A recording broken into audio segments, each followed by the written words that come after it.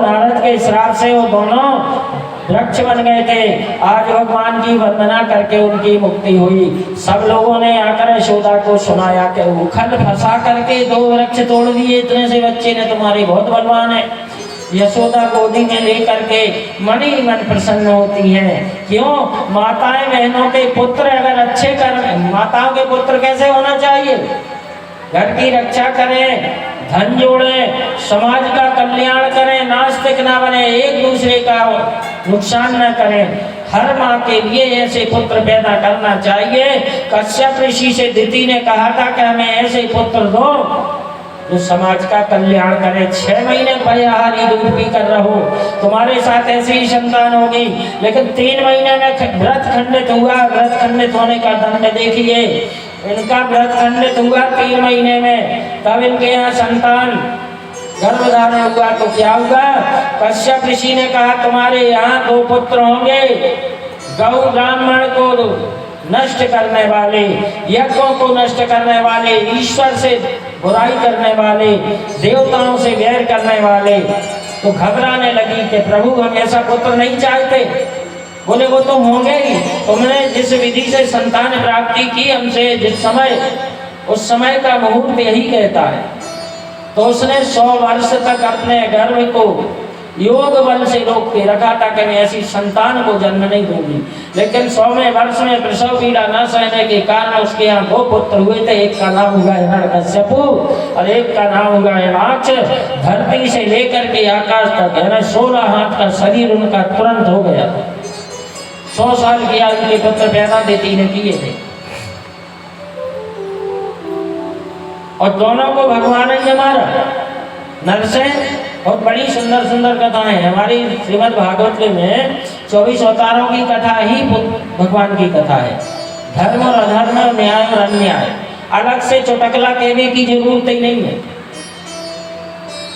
और हो तो बताओ, चुटकला सुनाने लगे हम, बढ़िया हंसा दें, आनंद में नचा भी दें, लेकिन उसे मतलब कुछ नहीं है। मतलब का ऐसा है कि हमारी चित्त वृत्ति साफ होना चाहिए, हमें इतिहास को सुनना चाहिए, अपने ऐसा ऐसा हुआ था, इससे हमारा मन निर्मल हो जाता है। हमारा तो होता है, जिसका दिन ना हो तो हम का जाना। बोलो होशियार। हम गए किलोमीटर, थोड़ा सा सुनाई दे अब और जैसा। 2 बेटियां देवरान में ठाकुर साहब की, एक शिवराम में, 6 बेटियां थी ठाकुर साहब की। बेटियों ने फोन लगा दो, पापा स्पीकर हम करें और गाने वाले, वे पैसा हम ही दें 35,000। अब ये चक्कर में थी कि गावे मिले, नचवे मिले, 3-7 दिन बाप की कथा हो रही। उन्होंने कहा पता तो कथा कौन की हुई। हम पहुंच गए, गुरु जी बहुत अच्छी कथा करी, आनंद राजा जो स्पीकर हमने मंगाओ 4-5 संगीत वाले। अब पहले ही दिन कथा भाई, सुनने की क्रिया सुना दी हमने, वक्ता कैसा और सुनने वाला कैसा होना चाहिए। 7 दिन ऐसे बैठी नहीं, 7 दिन मैंने कहा हमें कथा कैसी लगी? भाई बहुत अच्छी लगी, नच नहीं पाए हम, आज नच लो। हम चले गए दूसरे गाँव में, ठीक नचत रहे। तो देखो क्या होता है, राग और वैराग। राग ऐसा होना चाहिए जो मन में रम जाए, और वैराग ऐसा होना चाहिए जो समाज को सुधार दे, और राग ऐसा नहीं होना चाहिए जो समाज को बिगाड़ दे। 36 रागनी होते हैं, 30 रागनी, 6 राग, 5-5 पत्नी है। राग रागनी जो है इनका मतलब है 6 पंचे 30, 5-5 स्त्रियां, 1-1 राग की।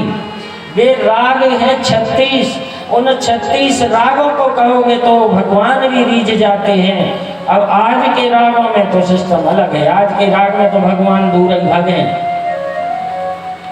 बोलो वृंदावन हरिलाल की जय हो। कहते हैं तताश्च पांडो व्यासतौ ग्रीवहु सुतौ पातपाल सम्मतौ। भगवान ने इनका उद्धार किया। अब दूसरा उद्धार किसका करना चाहते हैं? कालिया नाग। कालिया नाग नागोसौ विश्वरूपो भयंकरा मात भक्ति परायण कृष्ण पाद उपासना।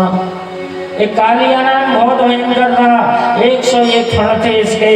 और एक कालिया नाग है ना, जो जमुना जी में रहता था, सारे कुंड को दूषित किए था, बहुत दुख देता था उस क्षेत्र के लोगों को। आज भगवान उसका उद्धार करने का विचार बना लीजिए। बलराम सभी सखा साथ में रोज रहते थे। आज बलराम कहते हैं चलो गेंद खेलेंगे, बोले नहीं भैया हम तो मैं नहीं ले जाएंगे, झगड़ा कर लिया, छोटे बच्चों का काम।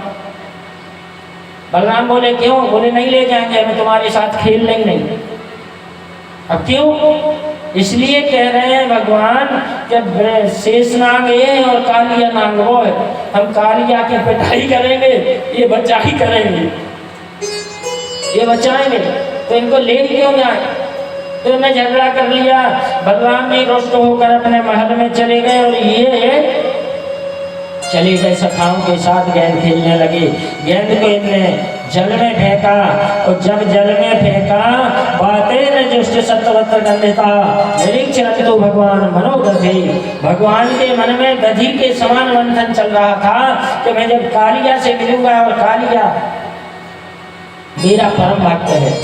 ये कालिया ठाकुर यानी भगवान कहते हैं कि जब भक्त कंठा भर दे, मनुष्य के जो भी भगवान का भक्त होता है कंठ भराए, नेत्रों से अश्रुधारा बहने लगे, शरीर रोमांचित हो जाए, कंठा भरोधे, कंठ भर जाए, ऐसे ही भगवान की स्थिति हो जाती है। जीव की और परमात्मा का एक सा सिस्टम है। आप जितने दुखी होंगे उतने ही परमात्मा तुम्हारे से प्रसन्न रहे। तो भगवान को याद आ गया पूर्व जन्म में, तीसरे मनवंतर में कालिया नाग सर्पसरा नाम के संत के रूप में थे। ये तपस्या करने के लिए निकले एक तालाब के किनारे, वहीं वेदसरा तपस्या कर रहे थे, दोनों में विवाद हुआ। तो वेदसरा कहने लगे तुम सर्प के समान खिरोधी है, जा तू सर्प हो जा। सर्पसरा ने श्राप दिया कि तू कौआ के समान कांव कांव करके मुझे श्राप दे रहा है, तू कौआ हो जा। तो एक बन गए काकभुचुंड जी और एक बन गए कालिया नाग सर्पसरा। और उस समय विष्णु भगवान बीच में प्रकट होकर कहते हैं चिंता ना करो, हम दोनों का कल्याण कर देंगे। आज भगवान कृष्ण और सात तत्व पल्लव श्रिया बहुत सुंदर विचार बनाते हुए अपने भक्त से मिलने जा रहे हैं। तो कालिया नाग के यहाँ पहुंचे, कैसे? गेंद गिरी उसमें कुंड में, सभी ने भगवान से विरोध किया, हमारी गेंद ला कर दो। भगवान अपना कुछ नहीं कर सकते, अपने मन से निमित्त बनाते हैं। राजा बलि को छल करने के लिए शुक्राचार्य से श्राप दिलाया, और इधर श्री रामा ने कहा मेरी गेंद वही चाहिए जो कुंड में, तब जाकर भगवान उसमें कूद पाए। देवता धरती से 4 अंगुल रहते, गोमती चक्र, शालग्राम, दीपक, गरुड़ घंटी, ब्राह्मण, ये 6 चीजें धरती में नहीं बैठ सकती, आसन में रहेंगी। अगर ये 6 ब्राह्मण, शालग्राम, गरुड़ घंटी, दीपक, शंख अगर ये धरती में रख दिए तो वज्र के समान चोट लगती है धरती में, इसलिए चावल नीचे रखे जाते, गरुड़ घंटी को ऊपर, ब्राह्मण को आसन दी जाती है। ये देवताओं के स्वरूप है। देवता सदा आसन चाहते हैं, धरती में खड़े नहीं होते, 4 अंग ऊंचे रहते हैं, इसलिए देवताओं को आसन दी जाती है। क्यों? इनमें पृथ्वी तत्व नहीं रहता। भगवान कृष्ण ने काली कुंड में छलांग लगा दी। नागनियों ने बहुत समझाया भगवान को, भगवान से कहा भाग जाओ यहाँ से, तुम्हें हमारा पति मार देगा, तुम बहुत सुंदर लग रहे हो। भगवान अभी कैसे हैं? पीले कलर के, अब काले होने वाले हैं, ध्यान देना है। भगवान बोले तुम्हारे पति से मिलने आए हैं और मैं ऐसे जाने वाला नहीं, अनुग्रह तो वयम के दोगे दंडो सताम दे खलु कलमस्सा, मैं इस खल को दंड दूंगा। इसने हजारों करोड़ों गायों को नष्ट किया है, पक्षियों को नष्ट किया है और मैं इसे इस कुंड में रहने नहीं दूंगा।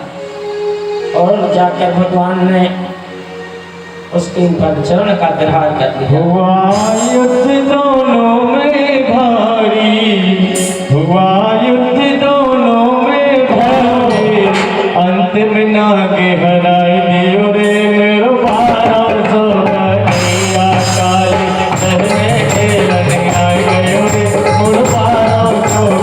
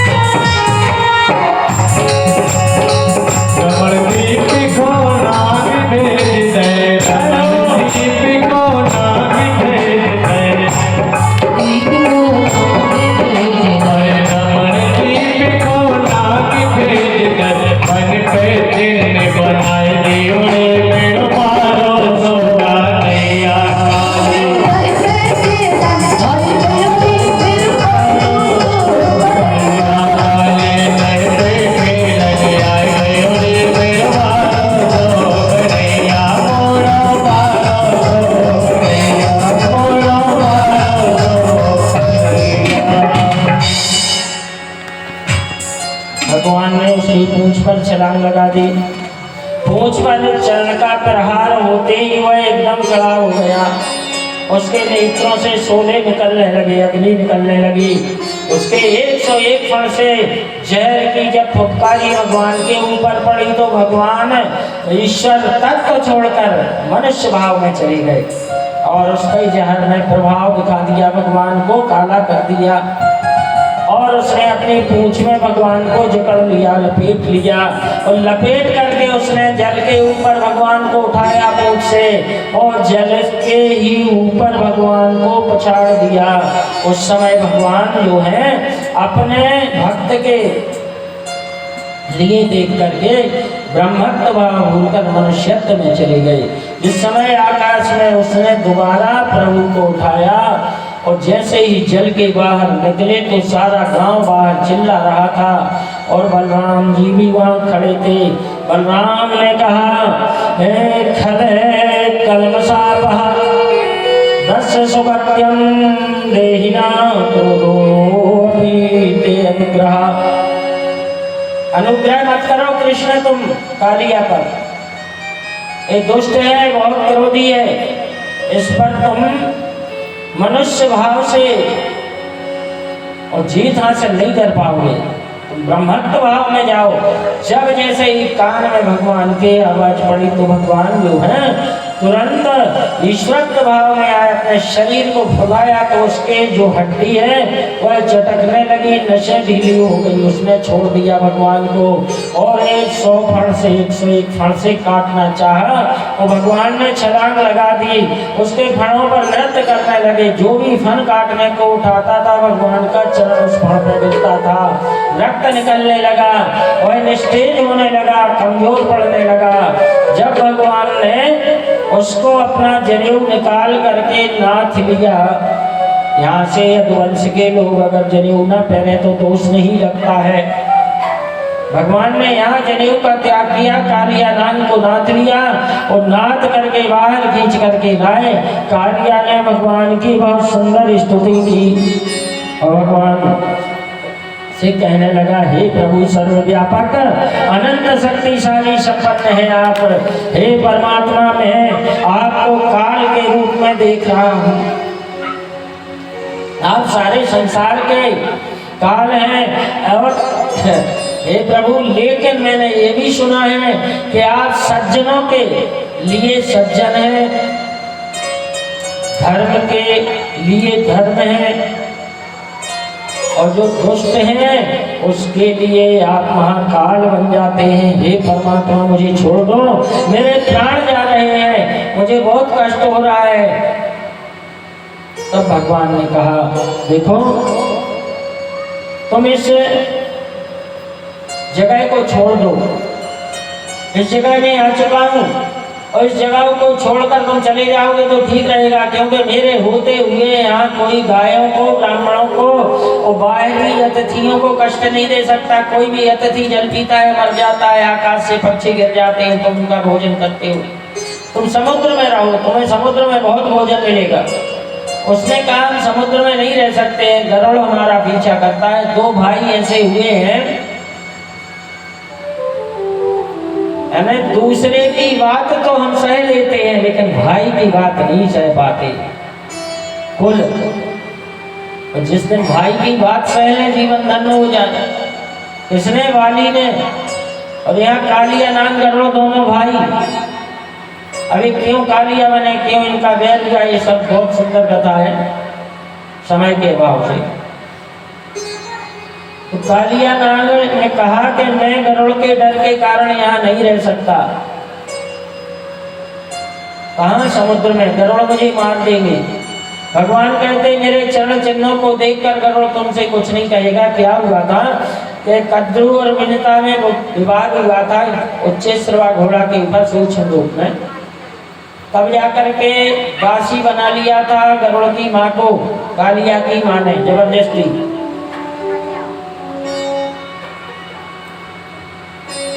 तो उस समय से विवाद चल रहा था, बहुत बड़ा युद्ध हुआ। सारी पृथ्वी पे कालिया को भगाया गरुड़ ने, कहीं रहने नहीं दिया। सौभरी नाम के एक महात्मा थे, ये राजा बृहस्पति के पास गए थे। 60 कन्याएं एक साथ ले आए थे, बूढ़े हो गए। इनने कहा मछली और मच्छी को देखा जल में नहाते समय। राजा के पास पहुंचे, कहने लगे हमें तुम्हारी एक पुत्री दे दो 60 सेवा के लिए। बूढ़ा हो गया उन्हें। राजा घबरा गए कि बताओ सत्ययुग, त्रेता, द्वापर तक महात्माओं की उल्टी सीधी चलती बनती रही। कलयुग में कंचन और कामनी इन दो से जुड़ेगा, जीवन बिगड़ जाएगा।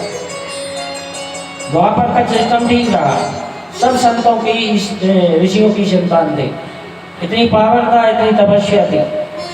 सौभरी नाम के महात्मा ने कहा एक लड़की दे दो। अभी घबरा गए, नहीं देते हैं तो नुकसान, श्राप दे देगा, और देते हैं तो लड़की के साथ हो रहा होता है, बूढ़े के साथ विवाह कर रहे हैं। पिता का धर्म है, भर खोज करके विवाह न चाहिए। तो मंत्रियों से कहा क्या करें, हम असमंजस में हम फंस गए, हम ना यहाँ के रहे ना वहाँ के, ना बाबा को लड़की दे सकते और ना बाबा से मना कर सकते हैं। बनत ना हो लीलत तेरी, वही गति साप छछूंदर केरी। जय सिया राम, जय जय सिया राम, जय सिया राम, जय जय सिया राम। बनत ना उगलत लीलत तेरी, वही गति साप छछूंदर केरी। जय सिया राम, जय सिया राम, जय सिया राम, जय सिया राम। राजा ना दे सकते ना सांप छछूंदर का मतलब क्या है? सांप को ब्रह्मा जी से वरदान है, छछूंदर को चूहा समझ के कभी खा मत लेना। खा लोगे तो कोड़ी हो जाओगे, उगल लोगे तो नेत्र फूट जाएंगे। तो एक दिन धोखे से एक सर्प ने और चूहा समझ के छछूंदर को पकड़ लिया, और जैसे ही आधा निगल पाया उसे पता चला ये तो छछूंदर है। उगलता हूँ नेत्र फूट जाएंगे, जीवन खराब, और छोड़ता निगलता हूँ कोड़ी हो जाऊंगा। तो दवाए रहा, 1 महीने में दोनों मर गए। आज बृहस्पति कहते हैं ये दशा मेरी थी। अगर इस महात्मा को लड़की देता हूँ तो बहुत बड़ा अनर्थ होता है। बूढ़ा है, और नहीं देता हूँ तो पूरा वंश नष्ट कर सकता है। इतना ताकतवर है तपस्या। मंत्रियों ने कहा ऐसा करो, डरो मत, बुद्धि से काम लो। जाओ कह दो 60 लड़की में जो लड़की जाना चाहे ले जाना।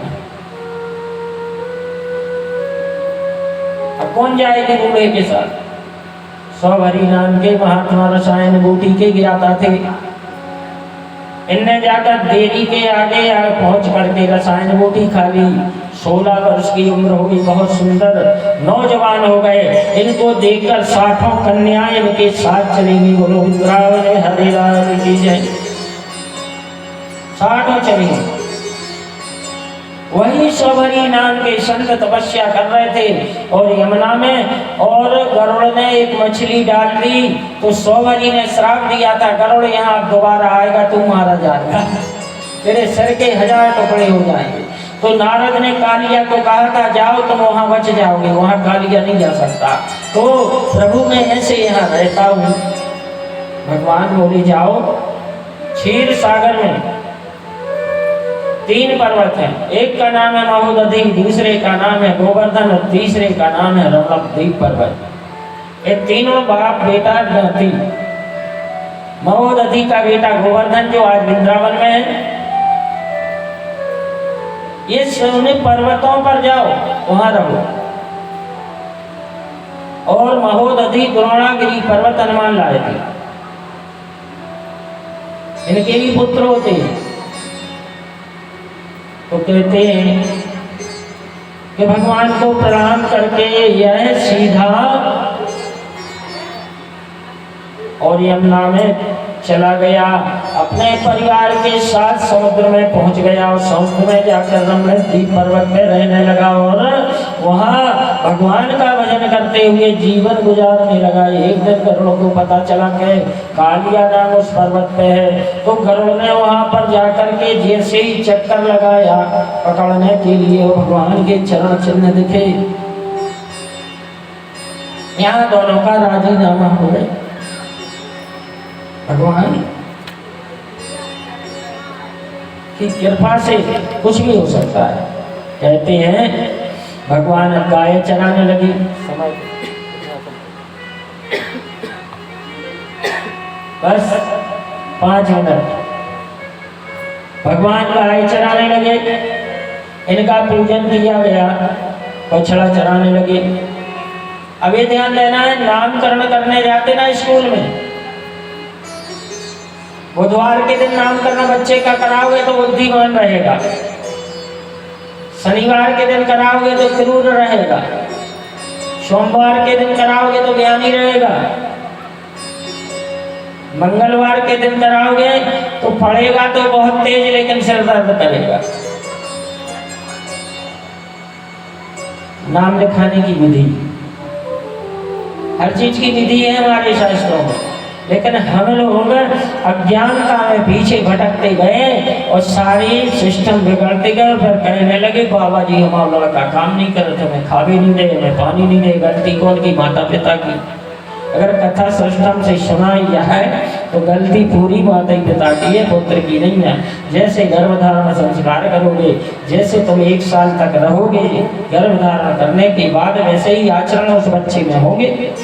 गर्भधारण होने के बाद पति पत्नी को 2 तपस्वियों के समान जीवन जीने लगना चाहिए बस। जैसा सिस्टम बिगाड़ोगे वैसे ही कर्म उस लड़के में होंगे। फिर एक दिन आंखों से आंसू गिरेंगे, फिर कहोगे खाने नहीं दे रहा, पानी नहीं दे रहा है, सुन नहीं रहा, पग्गा पी रहा है।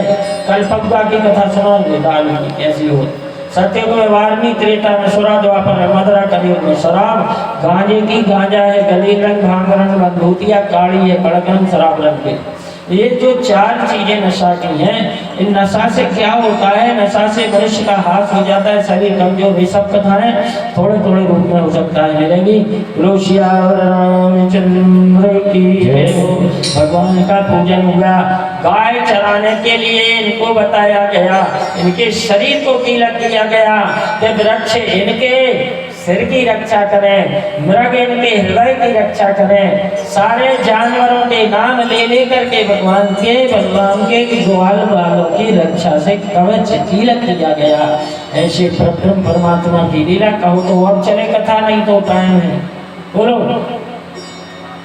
चलना है, हाथ उठाओ, आओ जी। बोलो वृंदावन में हरि की जय। कहते हैं एक दिन कंस ने प्रलंबासुर नाम का राक्षस भेजा। प्रलंबासुर आया और बलराम कृष्ण सभी सखाओं के बीच में से कूदने फांदने लगा। भगवान कृष्ण ने कहा बलराम से कि भैया ये बहुत उत्पात कर रहा है। तो बलराम एक तरफ चले गए, उस तरफ पीछा करके वो भी पहुंचा। उसने विचार किया पहले बलराम को मार दे फिर कृष्ण को मारे। वह कलरव करता हुआ और उस वन में और प्रभु के लिए मारने के लिए और घात लगाने लगा। चतुर प्रलंबासुर ने कृष्ण को अजय समझ लिया, देख लिया ये बहुत अजय है, ताकतवर है, बलराम को मैं मार सकता हूँ। तो वह बलराम की तरफ बढ़ने लगा और बलराम से युद्ध करने के लिए तो भगवान ने दोनों पैर पकड़े और पैर पकड़ के घुमा के कैथा वृक्ष के, कैथ वृक्ष है ना जो, इसमें मार दिया। कैथा में ब्रह्म हत्या का वास है। रात्रि में कैथा तोड़ सकते हो, दिन में तोड़ोगे ब्रह्म हत्या का दोष है। कैथ की रोज चटनी खाते पर नहीं खाते। ब्रह्मासुर का ब्रह्म तेज जो ब्रह्म हत्या है कैथ वृक्ष के अंदर, भगवान नरसिंह की ब्रह्म हत्या उमर, बरगद का पेड़, महुआ और पापड़, 4 वृक्ष, इनके नीचे बैठने से ब्रह्म हत्या लग जाती है मनुष्य को। अब इन नीचे बैठने से भगवान का नाम लोगे तो पुण्य बढ़ेंगे, नहीं तो गड़बड़ है स्थिति। और हम सब बरगद के नीचे बैठ रहे, दुकानें खोल रहे, सब कर्म कर रहे कि नहीं कर रहे, तो ब्रह्म हत्या हमें स्पर्श करती रहती है। इसलिए कहा बट पीपरी बाकरी रसाला, इनके नीचे बैठकर भजन करना चाहिए 2-4 बार, तो उसके पुण्य मिलेंगे, नहीं तो तुम्हारे पुण्य को खींच लेगा। कैथ वृक्ष में ब्रह्म हत्या, तो सबकी ब्रह्म हत्या काटने का विधान है महुआ छोड़कर। हर छठ के दिना भर महुआ एक दिन काम में लिया जाता है, बाकी 364 दिन और पितरों के लिए तारने के लिए पूर्व कुमार के महीने, बाकी समय अप्रस है। 2 जगह पर इसकी ब्रह्म हत्या दूर होती है, बाकी समय इसमें दोष ही दोष है। भगवान ने प्रलंबासुर का उद्धार कर दिया। बोलो श्याम रामचंद्र की जय हो। कहते हैं कि एक दिन कंस ने अघासुर नाम का दूत भेजा। वह अजगर बन करके और जंगल में कंदरा के समान मुख फैलाकर बैठ गया। भगवान अपने सखाओं के साथ जा रहे थे और भगवान इस सबने देखा सामने कंदरा है, तो ध्यान देना है, ये मत समझना कि भगवान थे और इतना क्यों नहीं समझ पाते थे, बहुत गहरे में जाना है।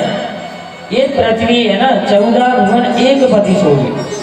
भगवान जब पृथ्वी पे अवतार लेते हैं तो मनुष्य भाव आ जाता है। वेंकटाचल पर्वत पे तिरुपति बालाजी, लक्ष्मी जी भी आई, दोनों का मनुष्य भाव हो गया था, है ना। ये अपने ब्रह्म तत्व को भूल गए थे। क्यों? ऐसे ही हम सब हैं, ईश्वर के अंश हैं, ईश्वरत्व को प्राप्त करते हुए भी अपने आप को कमजोर समझे, सोचे ही नहीं कि हम हैं क्या। ये मानव देह कितनी प्रबल है, कितनी सुंदर है, देवता भी तरसते हैं। सुर नर मुनि जन की यह रीति, स्वार्थ लाभ करम सब। सुर नर मुनि जन की यह रीति, स्वार्थ लाभ करे सब क्रिया।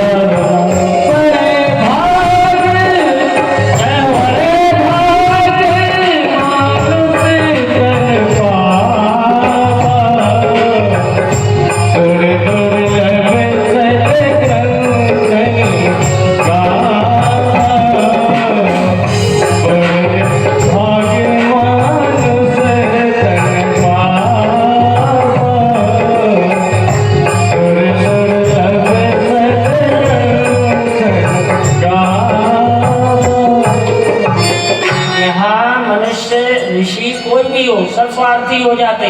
अपने आप को समझ नहीं पाते हम हैं क्या, कहाँ से आए, क्या करना है।